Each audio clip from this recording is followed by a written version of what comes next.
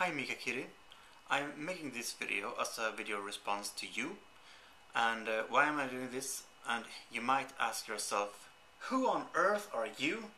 I'm Malagan. Okay, I'm Malagan. Now that we got that straightened out, what's so awesome about me? Well, the thing is, just like you yourself, I love the Legend of Zelda. I was 7 years old when the first Legend of Zelda game came to Sweden. I am Swedish, I live in Sweden. I was born and raised in Sweden, and all that you know. Born and raised there. What did I do? I remember I thought this game was so very fascinating that you could actually have a sword and you could stab all those blue and red Octoroks that I didn't have a clue that their names was Octorok. And you could go down to caves and you could go down to labyrinths and you could get other items and stuff like that. I just loved the Zelda games. And I remember one morning I was actually supposed to go to school and I was like 8 or 9 years old or something, and I thought, hey, I got some time to play Zelda. So I did. And my mom, when she discovered I was playing Zelda, she just, what are you doing?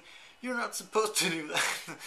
And she just started yelling at me, and I had to shut it off and go to school because I didn't have as much time as I thought I did.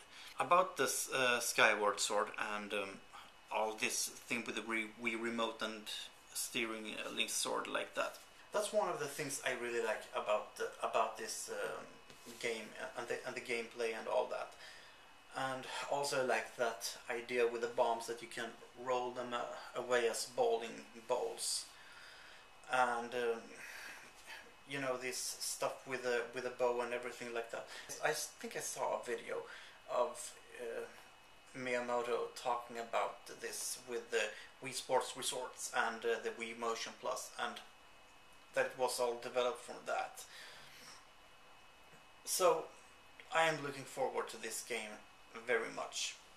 When Twilight Princess was in the development and everybody in the world were waiting for it to be released, we all hoped that you would finally be able to steer Link's sword with a Wii remote. When we got to know about it being released on the Wii as well as on the GameCube. But it wasn't like that. You just brought it up in your video as well, and I was so disappointed at that. But still, Twilight Princess was a very, very great game, and I loved the graphics in that game. Speaking of the graphics, that's what I'm really disappointed in this game. Maybe you think I'm unfair to Nintendo for saying that, but I saw this fan art, the concept art of Skyward Sword before we even knew the name was going to be Skyward Sword. And there was Link standing like this in front of this cave or whatever. Everybody says it's a cave, but nobody really knows. We can see fire in the picture, and the concept art was so cool and great. And I thought, yes, they are going to make another game with the graphics of Twilight Princess, but even better. But no. It's like, take for example, you would have a piece of paper. You could fold it into an airplane and throw it away to someone and say, hey, look what I did. Instead, they took the piece of paper and that's what I feel about it. And I know you like Wind Waker. I also like Wind Waker. I love Wind Waker. It's a very, very great game, and I have to agree with you on that. Wind Waker did have the greatest plot, and I agree with you on all what that matters. But I really liked some plots in Twilight Princess as well. Like, take for example the Temple of Time. You go to this sacred forest meadow and you go to the ruins of Temple of Time, and you go inside and you find the Master Sword. At first you might not realize that it is the ruins of Temple of Time, but when you look around, if you really are like me, always looking at the environment and stuff around, and you realize, oh my god, this is the Temple of Time, and I find the Master Sword in the ruins of the Temple of Time, and I grab its hilt and I pull it out. You know, it's just one of those awesome Zelda experiences that you just gotta love if you are a true Legend of Zelda lover. Speaking furthermore about the Master Sword and its plot, we're going to get to know a lot about it in Skyward Sword and how it was made and all that, as far as we know for now. And I think that's really cool because it's been around since A Link to the Past, which is also a very great classic, as is Ocarina of Time. They are both very great classics. But another game that I really loved actually, with the story and everything about it, was Majora's Mask. Majora's Mask. It's totally underrated. Many people don't even know the plot or the story of Majora's Mask, but I loved it, and it was actually kind of frustrating for me to realize the plot of Majora's Mask with the moon and being pulled towards the Earth, or Termina, the country Termina. But I mean, if the moon would crash into the Earth, everything would be bye-bye. And it actually was kind of frustrating for me because I had been thinking about making something cool about the moon in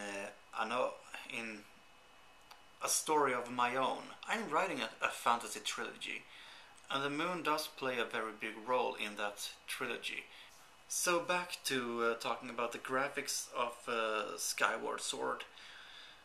Well, they already said this, but it's a mixture between the graphics of Twilight Princess and Wind Waker.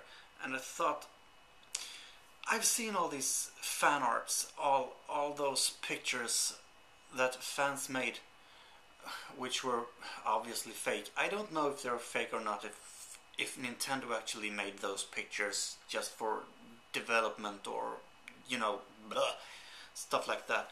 But they were really awesome, and I thought, yes, effing yes, this is what I like to see in the next Legend of Zelda game, especially when you have the Wii Motion Plus and the sword connected to it, and you can steer the sword by that. That will be so awesome. And then they throw it at me. Thanks, Nintendo. Great. I really hope they do something about it. I really do, but I doubt they will. Another thing that I liked about Wind Waker was the game system in itself, with the sea, and how you could sail on forever, and you would barely even realize the game is loading from the disc. I have my GameCube right here, actually. It's right here. You can see everything coming up in at the horizon, and you barely even know it's loading. It's like that in World of Warcraft as well. Many people know about me already that I play World of Warcraft, but not many people on YouTube, at least, know that I like The Legend of Zelda. But I really liked that about Wind Waker, that you could have this boat and you could go as far as the eye can see, and you will not realize it's loading until you enter a dungeon or a temple. But you know, can't do anything about that right yet. I actually found your video by coincidence, and when I opened it up and it loaded, I thought, hey, what do you know? Another pretty girl. And not only that, you love The Legend of Zelda, just like me. So, again, who am I? I'm Mulligan. I have 2 channels. You can, if you want to see my channels, you can click the annotations. Simple as that. I guess this making this video will get me some more viewers and hopefully subscribers. You know, this yellow button on top of the, you know, above the video, click it. It says subscribe. Click the button or I kill you! I know this video has been really long and I hope you have watched it all. If you like vloggers, please subscribe to my vlog channel and or at least watch some of my vlogs and decide if you want to subscribe or not. I'm not getting any hurt feelings if you don't like them and if you don't subscribe. I mean, I like subscribers who like to watch my videos. I'm not a daily vlogger, but I do make vlogs. You will also have noticed I have sent you a friend request.